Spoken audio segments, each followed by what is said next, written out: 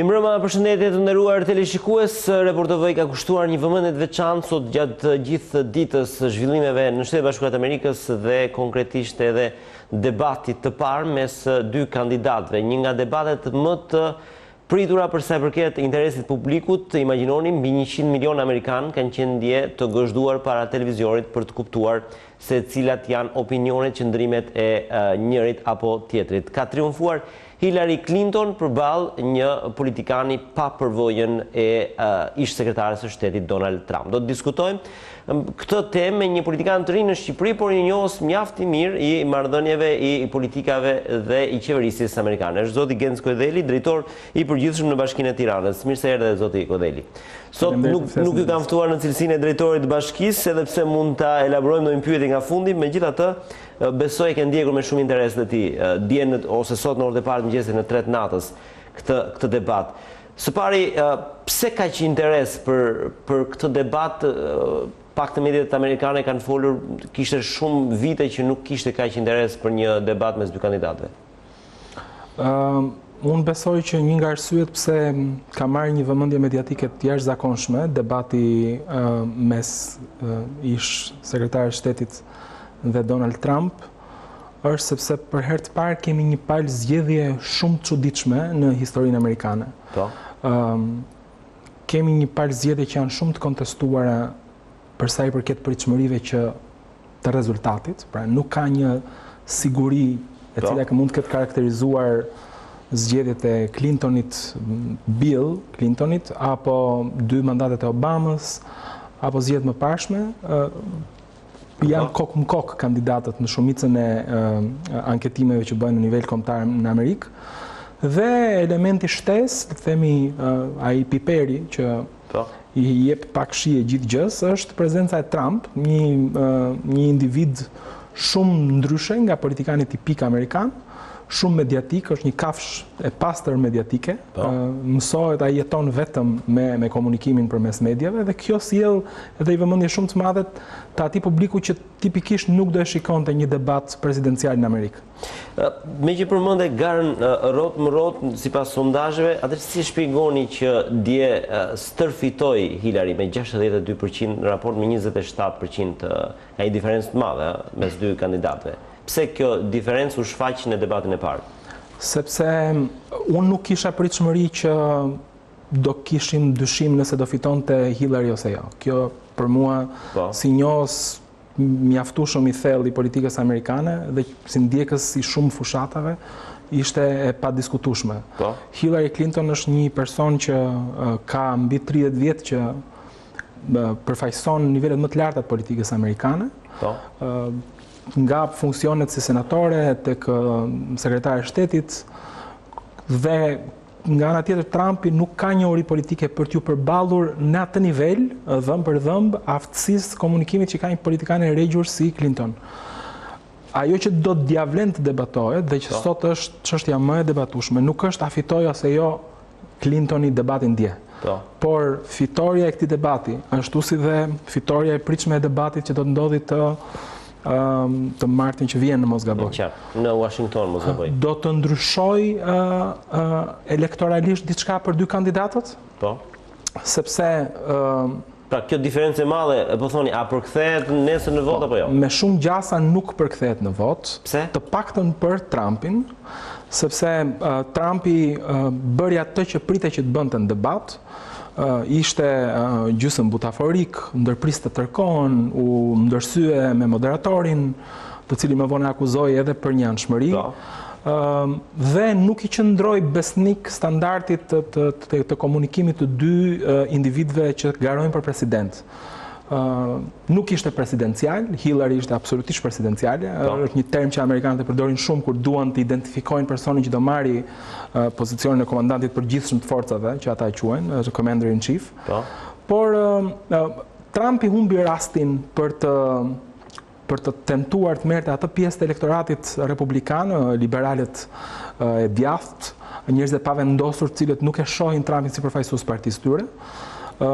Teksa Hillary tenton që të marrë atë pjesë të elektoratit të majt që nuk identifikohet dot me një kandidate kaq pro-establishmentit kaq pjesë asaj që mund të jetë problemi sotëm i Amerikës, por ama të paktën ajo u duk presidenciale, ishte shumë e qetë, mesazhet kryesore që kishte i përçoi, këto mesazhe nuk ulin aftësinë e Trumpit për të mbajtur votat që ka. Shumë njerëz e kanë kritikuar Hillaryn sepse mendonin që Hillary mund ta merrte këtë rast për ta bërë Trumpin të dukej aq budalla sa ç'është, ose aq ignorant sa ç'është në disa fusha. Por unë besoj që kjo është një zgjedhje enkas e Hillaryt. Ajo thjesht do të vërë theksin të politikat e saja dhe të nxjerrë kundërshtarin si një njeri të paaft për drejtuar një shtet si Amerika, dhe jo si një njeri ignorant apo ku diun se çfarë. Në fakt, meqense jemi tek ato fërkimet personale, nuk është se pati dje shumë, pavarësisht se kishte pritshmëri, në mos gaboj, Trump e akuzoi Hillaryn më shumë për çështjen e emaileve dhe nga ana tjetër Hillary në një farë mënyrë ku të përgjigj për çështjen e taksave apo ato mungesë të transparencës që ende Donald Trump nuk e bëri. Ishte taktike ose më mirë ishte taktike e Donald Trump që të mos merri shumë edhe në këtë drejtim, si e gjykoni? Pati një tërheqje nga, le të themi, natyra e tij agresive në raport me personalitetin e kundërshtarit. Ka një gjë, është vështirë në një debat presidencial që ti të bësh ato që ndodh tipikisht në debatet tona politike, për shembull, që ti të bësh zhurmuesin. Moderatori lë një kohë caktuar, tipikisht 2 minuta, secilit nga kandidatët, dhe të harxhosh kohë duke sulmuar personalisht, teknikisht nuk fiton gjë. Trumpi e di që duke sulmuar direkt Hillaryn nuk fiton dot elektorat. Ai tentoi që në disa raste të përpiqej të jepte disa nga ato që mund të jenë idetë e tij politike, për të krijuar policy, por problemi këtu është që Trumpi është i pastrukturuar në idetë e tij politike. Pra thotë që do reduktojmë buxhetin, borxhin buxhetor, por nuk e thotë se si do ndodh kjo. Do mundim ISIS-in, por nuk e thotë se si do ndodh kjo. Pra ka disa ide shumë grandioze, shumë të mëdha, të cilat asnjëherë nuk i elaboron. Ndërsa këtë gjë Hillary e bën shumë. Një nga gjërat që u diskutua dje deri në detaj ishte për shembull lufta ndaj cyberterrorizmit. Dhe Hillary e strukturoi shumë mirë se ç'pret ajo të bëj, çfarë synon ajo të bëjë si presidente për këtë kërcënim të madh për sigurinë e Shtetit Bashkuara. Ndërsa Trumpi e ridikulizoi muhabetin mund të jetë faj Kinës, mund të jetë faj Rusisë, dhe djali im që përdor shumë mirë kompjuterin është kërcënim. Domethënë nuk ishte momenti që kandidatët sulmonin njëri tjetrin personalisht, edhe pse të dy e bën aty ku ja vlente të bëj. Ky tek fakti që Hillary ka qenë pjesë e një sistemi të dështuar politik sipas Trumpit, dhe Hillary tek pjesa më cënuese për amerikanët, që është fakti që Trumpi teksa e akuzon Amerikën si një vend që nuk është i madh, sepse thelbi i tij është që ta bëjmë Amerikën të madhe siç ka qenë dikur. Ndërkohë është një njeri i cili përfiton nga sistemi amerikan, bën miliona nga sistemi amerikan, nuk paguan taksat federale, nuk dorëzon tax returns në kohë.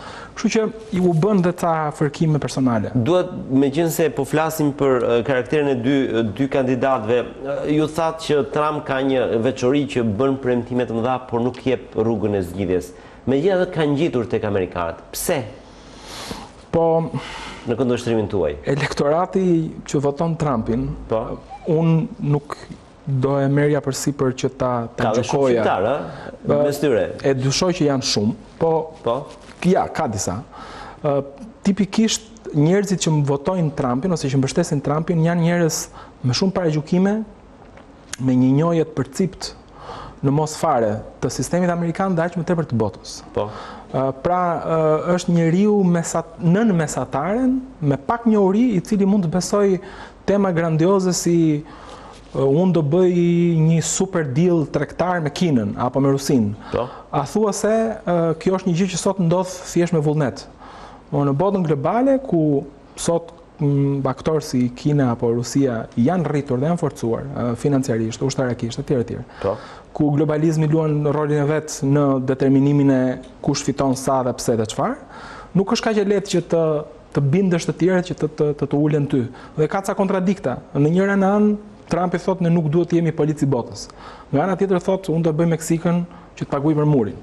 Pastaj thotë unë do i bind tjerët që të nënshkruajnë tregtare që dua unë. Në fakt, më bëri përshtypje fjalia e Trump pikërisht që nuk kemi polici i botës ose nuk duhet të jemi polici i botës, janë, le të themi, akuzat që SBA në raport me vende për shembull si Irani apo vende të tjera gjithmonë akuzën kryesore ndaj Shtetit Bashkuar të Amerikës kanë pasur pikërisht pse SBA është polici i botës. Ka qenë një lapsus sipas jush apo një tërheqje që parashikon të kryej nëse zgjidhet Trump? Ka diskordancë logjike në ato që Trump thotë. Në njërin anë për shembull ai thotë, nëse ne ofrojmë sigurinë që i ofrojmë shumicës botës, dhe Amerika këtë gjë e bën, Po. Pra vazhdon të jetë de facto një biçim xhandari ndërkombëtar, Po. Ne të duhet paguhemi për këtë gjë. Dhe njerëzit që janë vasal ndaj nes për sa i përket sigurisë, duhet vinë tek ne dhe të falen financiarisht. Po.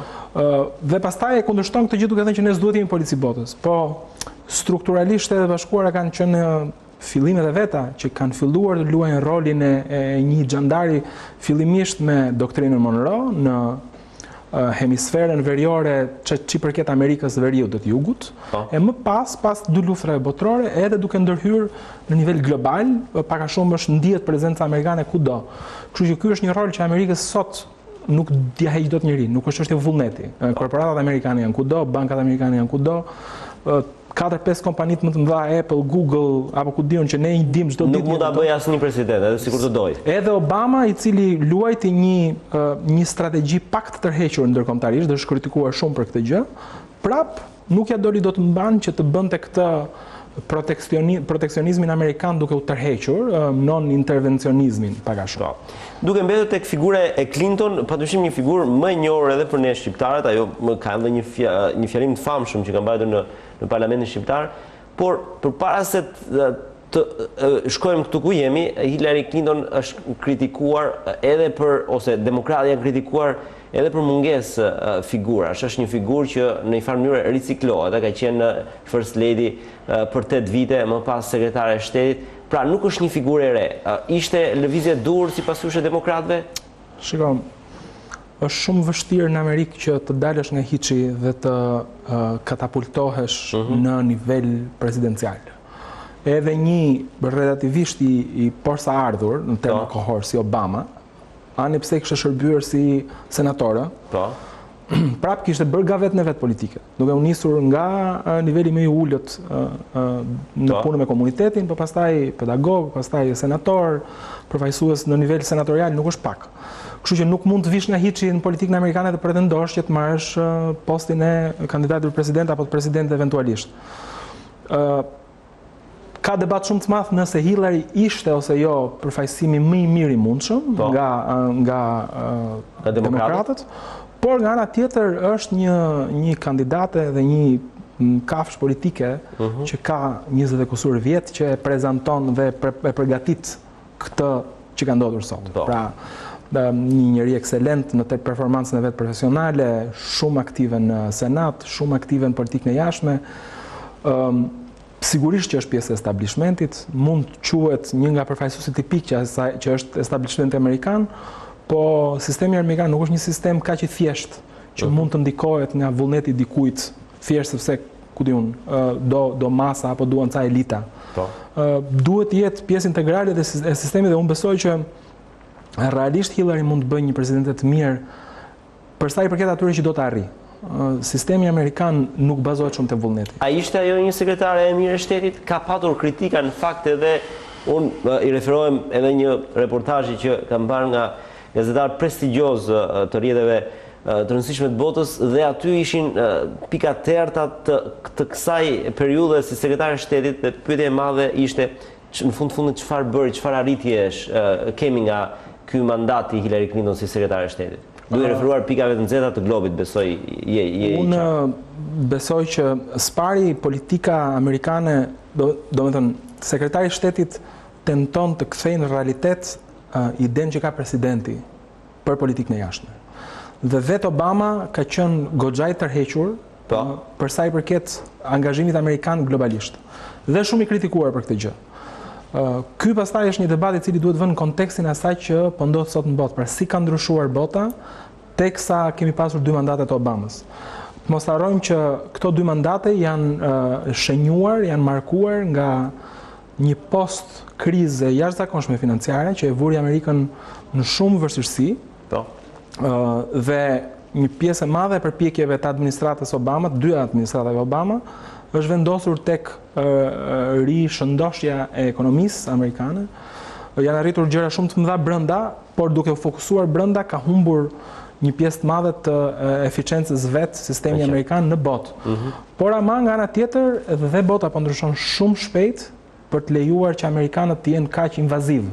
Pra po ndryshon shumë ekonomia globale, po ndryshon shumë aktorët që janë të rëndësishëm në ekonominë globale, korporatat. Kina është një aktor i cili nuk mund të anashkalohet apo të manipulohet kaq lehtë. Po ashtu fuqitë e reja, Turqia, Brazili, India, Rusia financiarisht, po dhe ushtarakisht. Shumë konflikte që kanë markuar ndërkohë botën. Pra të thuash që Clinton ka qenë një sekretar e keq e shteti. Jo e keqe, por më lejo që ta zhvilloj atë që unë e kam parë në këtë reportazh, nga vlerësimet më të mëdha që arritën disa prej gazetarëve ishte pikërisht ajo që përmendi dhe Hillary dje, faktin që kishte bërë vizita pafund, 129 vizita në shtetet botës, por pa rezultate konkrete. Nuk është kështu. Nuk mund të themi pa rezultate konkrete. Diplomacia në nivel ndërkombëtar është një lojë shumë e vështirë për të luajtur. Ka ikur koha kur dy çizme të mëdha, pra Amerika në një anë dhe Rusia në anën tjetër, impononin dhunshëm agenda kombëtare, rajonale apo kontinentale. Hillary ka ndërhyrë kryesisht për çështje që i takojnë drejtat e njerëzit, drejtat e grave, zhvillimit rural dhe urban në shumë vende që nuk mendohej që mund të hyej dhe nuk ka hyrë me dhunë, ka hyrë me shumë takt, me shumë diplomaci dhe ka suksese të matshme në shumë nivele. E ritheksoj, mandati i saj ka qenë i limituar nga sa ka dashur presidenti ta arrijë ndërkombëtarisht.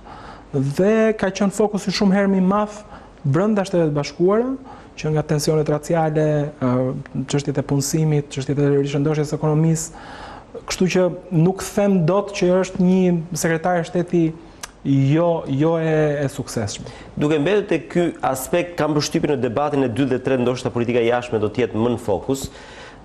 Ajo që besoj edhe ju e dini, në 2 renditjet e fundit të Forbes, për sa i përket njeriut më të pushtetshëm, ka dalë Vladimir Putin dhe jo presidenti amerikan, duke patur dhe parasysh dhe një dobësim të liderëve europian si Merkel apo dhe në Britaninë e Madhe, do të dalë e domosdoshme nevoja për rikthimin sërish të hegemonisë amerikane dhe të shefit të shtëpisë bardhë. Cili nga dy kandidatët mund ta luante më mirë këtë rol? Shiko, ka një që sistemi amerikan është shumë i koklavitur për t'ia vënë në dorë një njeriu që nuk e njeh ato që quhet backdoor diplomacy brenda, pra diplomacinë e prapaskenës që ndodhet në dom në Washington edhe në vende të tjera. Hillary e njeh këtë sistem, është pjesë integrale e këtij sistemi. Nëse do dojë të shtyjë ligje në Senat dhe në Kongres, ajo di si ta bëj. Kurse Trumpi me mungesën e eksperiencës, po dhe me arrogancën e vet, vështirë se mund të arrijë të shtyjë agenda kombëtare apo globale. Për këtë unë jam i sigurt, pra të paktën në termat e njohurive të detajeve të vogla, se si gjërat bllokohen, shtyhen, lirohen etj, negociojnë, ku diun se çfarë, Hillary e njeh shumë mirë sistemin. A do tentoj Hillary që të jetë një president e fortë, një grua e hekur, le të themi. Ndërkombëtarisht i tregon, i ka të gjitha shenjat. Një nga gjërat që ajo akuzohet shpesh është sepse është një karakter shumë agresiv, edhe pse nuk e tregon publikisht. Shumë e vendosur për të arritur objektivat e veta dhe nuk i mungon kjo anë e karakterit. Kurse egoja që ka Trump, sigurisht që mund të shërbej për të ndezur aspiratat e veta për të qenë një president gjigant, madhështor. Por mënyrat se si ai do të arrijë këto gjëra, a nuk i kemi parë akoma, se nuk i ka treguar, dhe e dyta, arroganca dhe imponimi nuk janë aq të lehta sot për të shtyrë në agendën globale. Që nga mënyra se si ka tentuar për shembull që të komunikojë me fqinjin e tyre jugor, me Meksikën. Meksika është një fuqi në rritje në Amerikën e Veriut, edhe financiarisht, ka impakt shumë të madh komunitetit meksikan. Me gjëra fjala duhet theksuar, ai e ka takuar presidentin e Meksikës pak ditë më parë. E ka takuar dhe takimi nuk shkoi fare mirë. Domethënë pati disa përplasje që nuk u bën publike, nuk u filmuan, por të dy, domethënë përfaqësuesit të dy kampeve thanë që takimi nuk shkoi mirë dhe sigurisht që presidenti meksikan nuk pranoi që ta ndërtonte murin, pavarësisht se ky vazhdon këmbgul që do ta ndërtojë murin dhe do paguajë Meksika. Janë ca gabime fëminore të cilat ti nuk mund t'i bësh konsideruar se sa për shembull i fortë është impakti i Komitetit Hispanik në votat amerikane. Për shembull, qëndrimi që ka Trump përgjithsisht kundrejt hispanikëve do sjellë humbje të mëdha votat e republikanët që mund të merrnin vota hispanikësh. Kjo është pak po e sigurt sepse i ka alienuar. Shpresa e madhe që ka Trump është ajo që quhet middle class white America, Amerika e bardhë, klasës mesme dhe të ulët. Por mos harrojmë që Amerika është një vend shumë heterogjen, që ka shumë raca, shumë kryqëzime racash dhe nuk mund të prevalojnë vetëm të bardhët edhe pse vazhdojnë të jenë shumica. A ka ndikuar sipas jush ajo çfarë ndodhi me Hillary Clinton pas 11 shtatorit, ku ajo u shfaq në gjendje jo të mirë shëndetësore? Pra, sipas jush, a gjykojnë amerikanët se një president jo i fortë fizikisht ose jo i shëndetshëm nuk mund të jetë një president i duhur? Pati një impakt në edhe pse dje nuk u përdor nga Trump kjo po element. nuk u përdor sepse u zhduk si element. Pra nga stafet mjekësore të licencuara doli që ishte që sekretarja Clinton vuante nga pneumonia. Dhe ishte nën kurim, mori ca ditë pushim, të cilat ndikuan në fushatë, i dhanë shumë spotlight Trumpit, ndikuan edhe me 2-3 pikë në anketime. Por duhet kuptojmë edhe një gjë tjetër në terma elektoral që ja vlen ta diskutojmë pak më vonë. Sistemi amerikan nuk është i bazuar mbi votën popullore. Pra, anketimet kombëtare nuk tregojnë realitetin. Në fakt, bazohet mbi kolegjin elektoral, mbi votat që ka çdo shtet, dhe ka pasur raste si përballja Bush-Gore apo edhe Bush-Kerry në mos gaboj, ku ka humbur votën popullore republikane, por ka fituar. Por ka fituar mandatet elektorale dhe është bërë president. Kështu që janë një dorë mirë shtetesh kyç që mund të vendosin fitoren. Edhe mund ta bëjmë një analizë, cilat janë shtetet që sipas jush shtetet e mëdha që kanë shumë apo shtetet kësaj radhe kudo sepse gjithmonë jemi mësuar në fushatat e fundit që diferenca është bërë tek një apo dy shtete. Kësaj radhe si e gjykoni, ku do jetë betejë? Në fakt janë në sistemin amerikan 7 shtete. Tipikisht janë 7 shtete që quhen swing states, ose shtete që lëkunden, që se ketë sigurt çdo votojnë. Fati i madh i republikanëve i demokratëve është që vazhdojnë të kenë dominancë të pa negociueshme në 2 shtetet më të mëdhenj elektoralisht, që janë New Yorku dhe Kalifornia. Kjo e fundit ka 52 mandate elektorale dhe është gjigande, përfshin praktikisht gjithë Midwestin dhe zonën veriore amerikane. 12-13 shtete nuk bëjnë sa Kalifornia.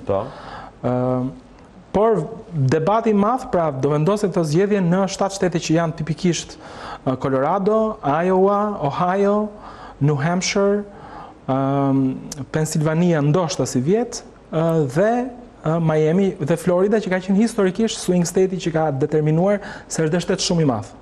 Ka ditkute 25 kam përshtypjen, mos gaboj. Tani ajo që duhet diskutojmë është që në disa nga këto shtete nuk ka për të pasur surpriza edhe pse janë swing states. Për shkak të faktit se elementi shumë i fortë hispanik me shumë gjasa, gjitha sondazhet tregojnë që do votojë republikanët sepse nuk demokratët se nuk identifikohen me republikanët. Ka një debat shumë të madh për 3 shtete. Njëri është Colorado, njëri është Ohio, që mund të jetë shumë i rëndësishëm, dhe debat po ashtu mund të luajë edhe ndoshta Pennsylvania, ndoshta. Tani ka një element shumë të rëndësishëm që ndodhi, ja 2 elemente. Njëri është ish kandidati republikan në garë, Kasich, ish guvernator i Ohio's, nuk do ta votojë Trump dhe ai ka impakt shumë të madh në shtetin e vet. Është votuar në mënyrë thuajse plebiscitare, shumë i suksesshëm. Dhe fjala e tij, pra mos endorsement që ai ka bërë, do ta vuajnë republikanët. Ndërsa në Florida besoj që kombinimi i hispanikëve me faktin që ka një komunitet shumë të madh që fut.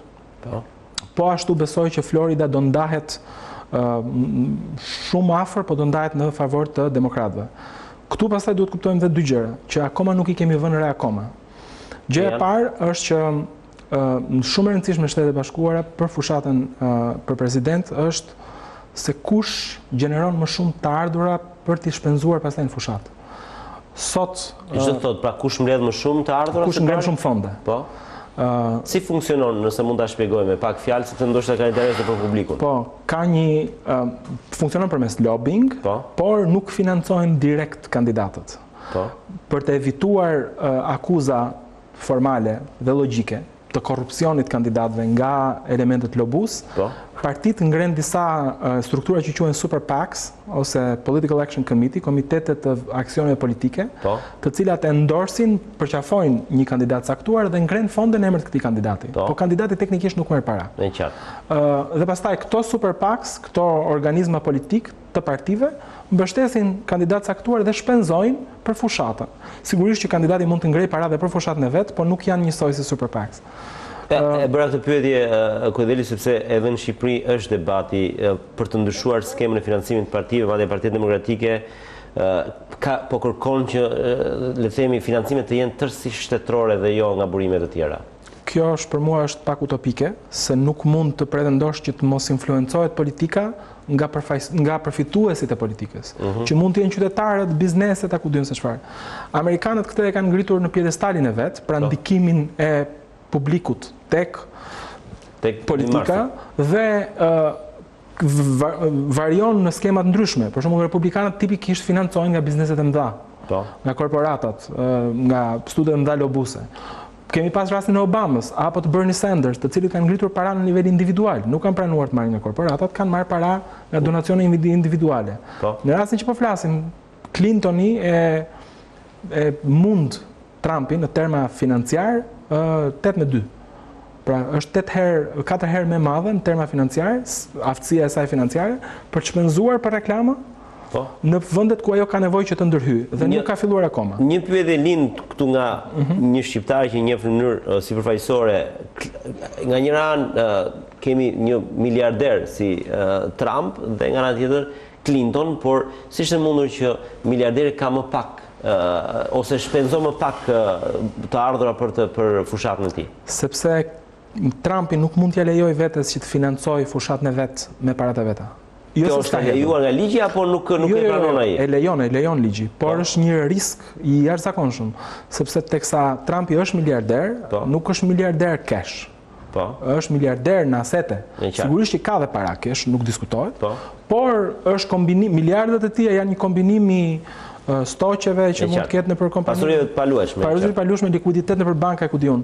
Ka hedhur goxha para nga parat e veta në fushat, por nuk mund të mundi influencën dhe njohjet që ka Hillary, duke konsideruar edhe një gjë. Nuk ka mbështetjen e plot partisë vet Trump për të arritur nivelin financiar që i duhej. Dhe sa ndikon kjo, Kodeli, kjo arritje për të mbledhur më shumë fonde, sa ndikon rezultati final? Ky një muaj e gjysmë i fundit është momenti thelbësor kur fillojnë hidhen paratë mëdha për të targetuar shtete që mund të jenë decisive. Që do të thotë blesh kohë fizike të televizioneve për të plesur, për të vendosur reklamat elektorale që sulmojnë pjesë karakteriale të kandidatit, gafa që mund të bëj, gabime politike etj. Dhe do fillojë të ndihet shpenzimi i madh. E dyta, DNC, Democratic National Convention, Konventa Nacionale e Demokratëve, akoma nuk ka nisur fushatën e vet për nxjerrjen e votës, bring out the vote, që do nxjerrë votuesit amerikan për të shkuar dhe për të votuar, sepse dihet që nëse amerikanët tipik që votojnë demokratët do dalin të votojnë, Trumpi nuk ka shans matematik. Por Trumpi mund të fitojë nëse shumë demokratë të cilët nuk e identifikojnë dot veten me një përfaqësuese si Hillary, të rinë në shtëpi atë ditë dhe të mos votojnë. Kjo mund të jepte një avantazh Trumpit. Por fushata e DNC-s për të sjellë votën tek kutia e votimit s'ka nisur akoma, do nis 2-3 javë të fundit, një kjo. Dhe e dyta dhe më e rëndësishmja, është rritur jashtëzakonisht shumë lobimi i individëve dhe i strukturave sidomos mediatike anti-Trump.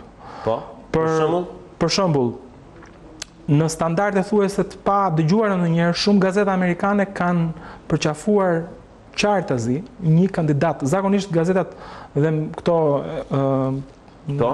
mediat outlet nuk identifikohen. Po New York Times, San Francisco Chronicle, Houston Herald, e shumë media outlets kanë përqafuar qartazi, kanë thënë ne mbështesim Hillaryn si presidente dhe nuk mund të kemi kurrë Trumpin president, është kthyer dhe ajo hashtagu Never Trump. Kemi pasur për shembull Cincinnati Inquirer, një gazetë tipikisht republikane, presidenti i fundit demokrat që kanë endorsur, ata ka qenë Woodrow Wilson, 1919, 100 kusur vite pa mbështetur një të djathtë, më fal një të majtë, dhe për herë të parë pas 100 vjetësh dalin dhe thonë ne do votojmë, vota jonë është për Hillaryn. Plus personalitete nga bota e muzikës, artit, kulturës, cilët qartazi po alineohen me Hillaryn, duke parë rrezikun e një Amerike drejtuar nga një njeri paksa i pa ekuilibruar dhe pa maturinë e një presidenti amerikan. Për ta bërë pak edhe për një figurë mjaft njohur që njihet edhe në publikun shqiptar, George Soros, ai është një nga donatorët financuesit e fushatës së Clinton, George Sorosi. Po, George Soros... informacion që keni, ja? Po, sigurisht. George Soros është një nga financuesit më të mëdhenj të demokratëve në Amerikë, jo vetëm të...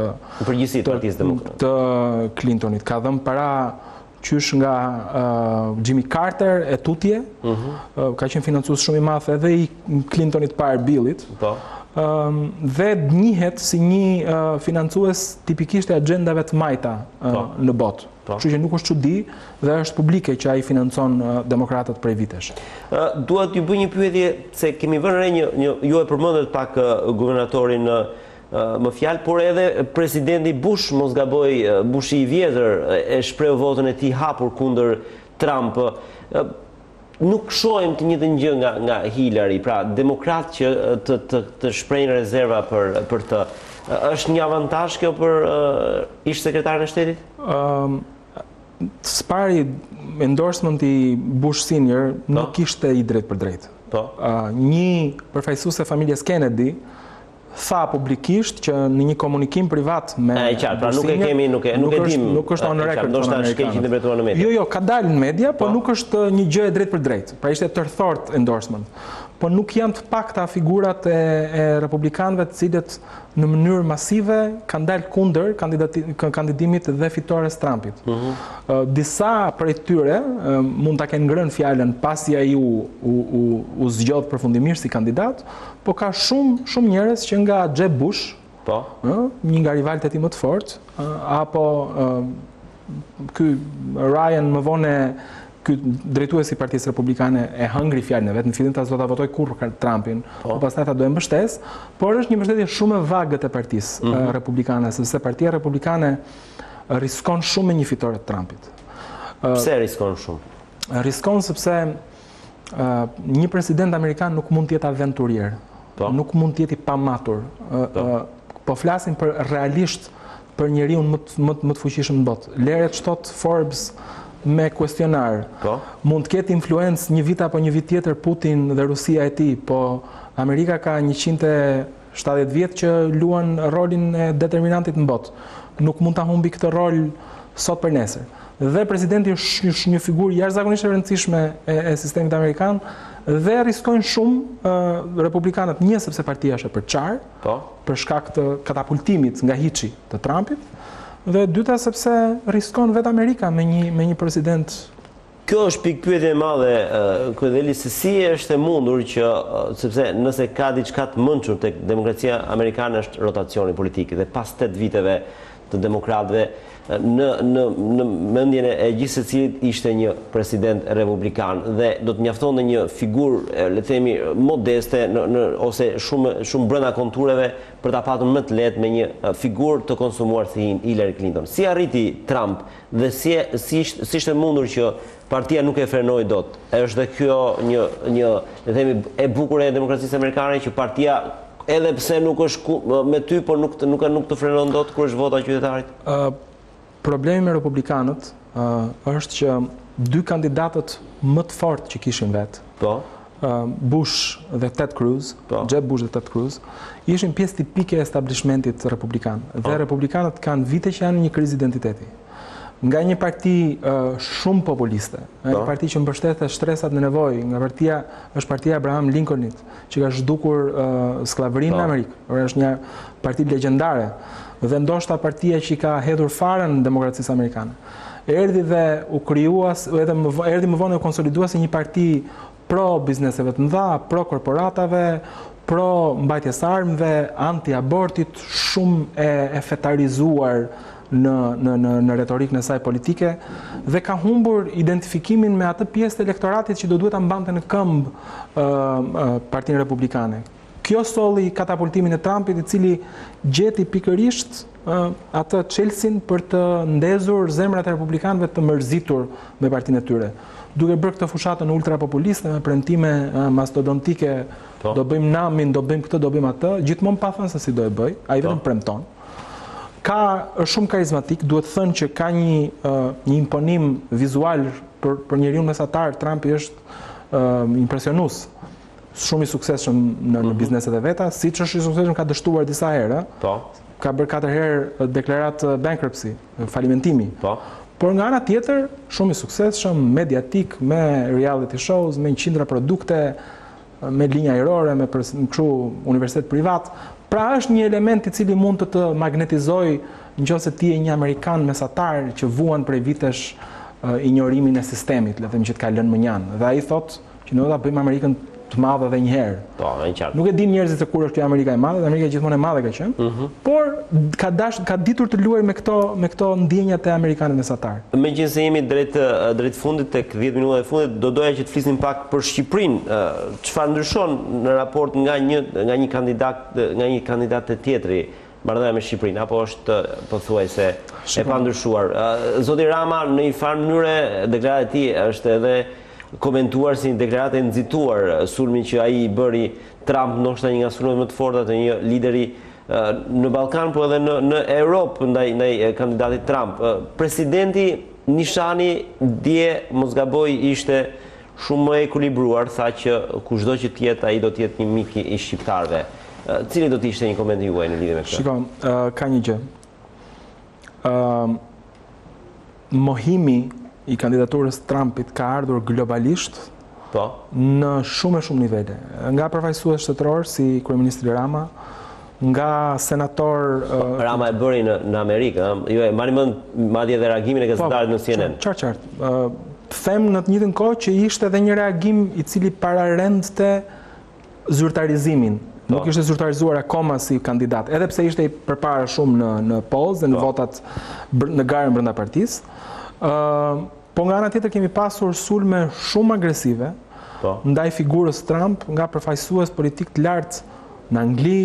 U bë një debat i tërë në dhomën e Lordëve ku u ndërsye, arritën derisa të propozonin edhe ndalimin e hyrjes Trumpit në Angli. Disa laboristë, po dhe konservatorë. Në të njëjtën kohë të tilla reagime kemi pasur në Itali, në Francë, në Kanada e me radhë. Nuk besoj që kjo gjithsesi do impaktsoj atë që është politika amerikane në një fitore eventuale të Trumpit, sepse në fund ditës Shqipëria vazhdon të jetë një vend aleat, shpesh hidhet në retorik përdoret në politikën amerikane fjala e shtetit të 51. Shumë shpesh shumë shqiptarëve do u pëlqente në mënyrë thuaj ndoshta jo shumë realiste, po ka shqiptarë që e pëlqejnë. Janë të shumt vendet kandidat për një shtet të 51 amerikan. Kushtetuta amerikane thotë që Kongresi mund të fusë në Union një shtet të ri. Është një opsion, pra nuk është se kemi një optimizëm kështu në ajër. Okej, optimizmi s'pari se ka ca faza. Ekzistojnë tani më 4-5, ata i quajnë territore të pa prekura fizikisht me Shtetet e Bashkuara, që janë ca shtete që ndodhen jashtë, gjeografikisht jashtë Shtetet e Bashkuara, po që kanë lidhje historiko-gjuhësore dhe strukturore me Shtetet Bashkuara, ishujt Virgin, ishujt Marshall, Guami, Filipinet, Puerto Rico, etj. Po ky nuk është rasti ynë, le të themi. Jo, po të shikosh analet e asaj që është diplomacia amerikane dhe Shqipëria në Europë, po jo vetëm Shqipëria, Danimarka, ca vende të tjera, njihen si tipikisht pro-amerikanë, Shqipëria dihet që është vendi më pro-amerikan në Europë, kjo është pak po e sigurt.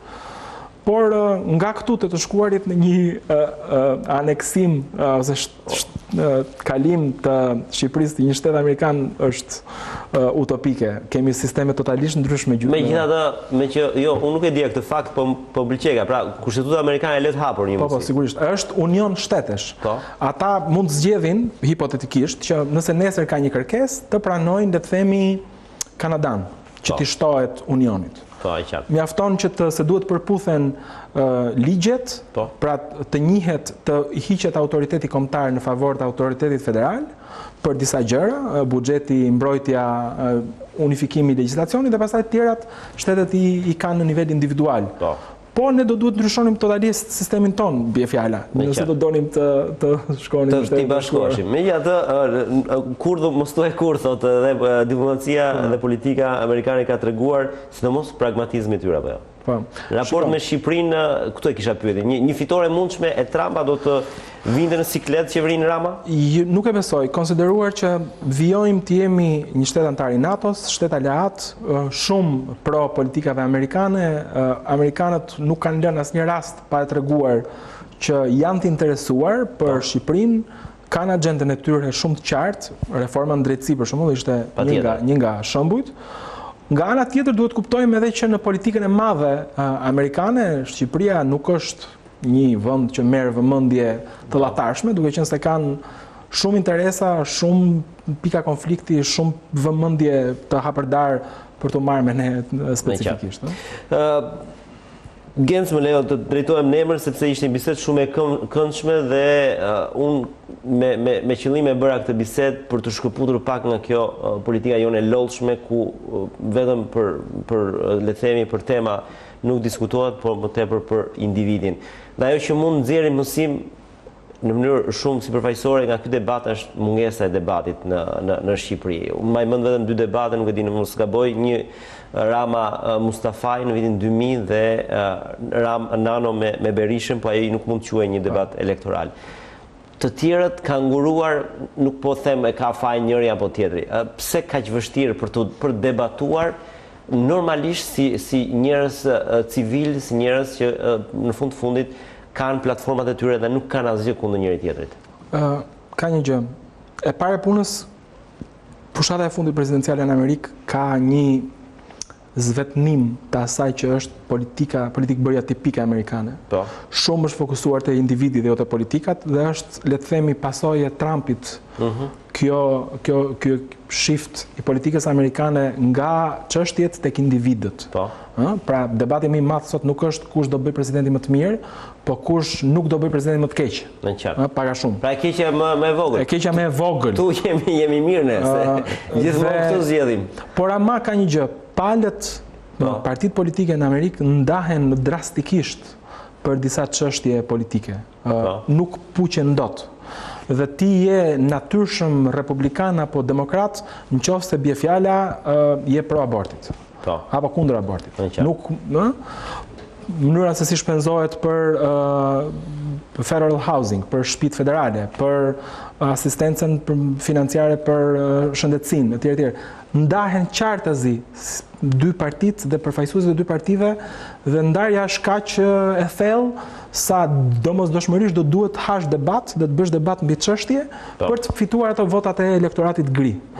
Kurse në Shqipëri unë nuk besoj që kemi një ndarje të pastër ideologjike, të asaj që mund të quhet e majta tradicionale apo e djatha tradicionale, dhe në shumicën e rasteve kemi pasur një debat mbi kush do ishte individi më i mirë për të përkthyer aspiratat e kombit në politikë bërje, se sa kush ka politikën më të mirë. Politikat në shumicën e rasteve kanë kopjuar njëra tjetrën dhe janë afruar shumë njëra tjetrën. Pra na mbetet vetë se të shpresojmë në një vullnet mirë të individëve, paktën për 2017 të shohim nëse do kemi një debat Rama Basha. Shiko, duhet të themi edhe një gjë, për të qenë pak realist.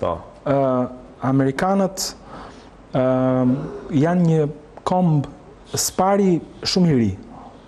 Dhe ekzistencën e tyre si komb i ri e kanë bazuar mbi një element shumë të rëndësishëm që është liria. Duket si qesharake, por amerikanët janë të lirë në ndërgjegjen e tyre të ditëpërditshme. Janë krijuar si pasojë dëshirës për t'ju zhdukur zgjedhës angleze dhe kanë shumë të shenjtë lirinë. E përkthejnë lirinë me aftësinë e tyre për t'ju mos i çarë kokën qeveria, për t'i mos i bezdisur, mos i taksuar më shumë se ç'duhet. Prandaj mbajnë dhe armë. E kanë kushtetutë pikërisht për këtë arsye. Dhe votën e kanë shumë të rëndësishme amerikanët, është vështirë t'ua blesh në terma elektoral. Kështu që, po nga ana tjetër kanë 200 kusur vjet gati demokraci shumë solide. Kanë marrë parimet më të mira të botës antike, demokracisë greke, romake, e më pas angleze, dhe i kanë inkorporuar në një sistem shumë funksional i cili ka pasur shumë pak ndryshime për 200 vjet. Dhe ndërkaq ka prodhuar vendin më të fortë në botë. Kështu që nuk mund t'i marrim për shembull kur flasim për veten tonë. Okej, megjithatë ta urojmë që vitin tjetër të kemi një debat dhe ne të paktën ta shijojmë politikisht, le të themi, ajo që ndodhi dje është kulmi i fushatës, sepse dita e votimit më pas është diçka e thjeshtë. Faleminderit Kodeli, ishte kënaqësi që kisha studiu. Faleminderit dhe juve. Të nderuar teleshikues, kemi ardhur në fund të 45 minutave, do të ritakohemi së bashku të premten me një tjetër personazh, me një tjetër temë. Deri atëherë bashkë, mirupafshim.